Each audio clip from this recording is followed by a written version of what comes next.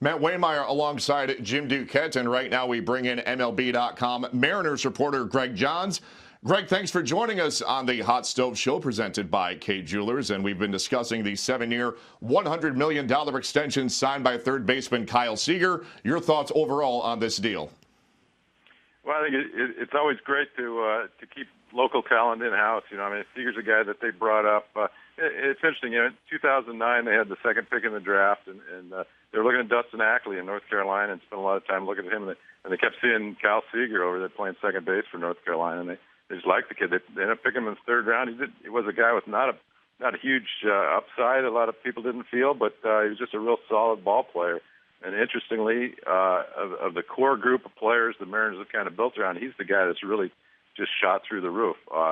He's every year he's taken steps forward, and I think that the idea of keeping him in Safeco Field where he really has excelled is just a solid baseball move. I mean, it's always a little risky. You're buying out 3 years of arbitration. They didn't have to make this move yet, but to get 4 years of free agency at the end of that.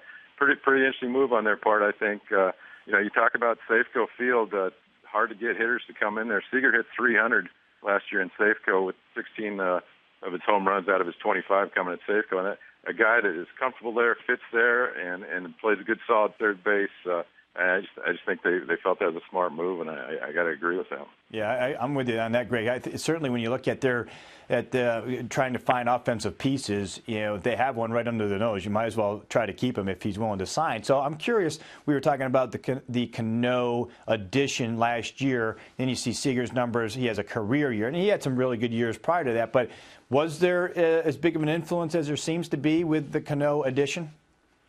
Yeah, I think it's an interesting question because I remember talking to Kyle like the first week of spring training last year, and hey, when you see Robinson Cano, how much of a factor? And he's a young kid who's just he is a baseball guy. I mean, he loves the game, and he said, look, I've always watched Robinson Cano. Here's a left-handed guy with a swing. Why am I not going to learn from this guy? And there's a lot of that, and the fact of Cano being in the lineup ahead of him.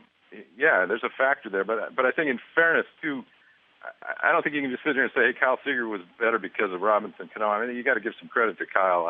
This kid is a worker. He took a huge step forward defensively last year, and that's because of his work. I mean, I think he's on the rise no matter what. But sure, having Cano in there, I think it's helped a tremendous amount as well. But I think it is only part of that. I think it is unfair to just say, hey, he's better because Cano's there.